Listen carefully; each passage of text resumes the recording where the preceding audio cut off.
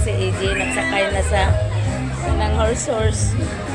Tapos si Kaya, natakot si Kaya sa natakot siya sa takot si Kaya, yan na si Brent. Yung si Kaya ayaw sumakay. Takot siya. Ito si AJ, tingnan natin si AJ yung kung ayan, ano nga kalangga si AJ. Oh, tingnan niyo po si Kaya, oh. Brent.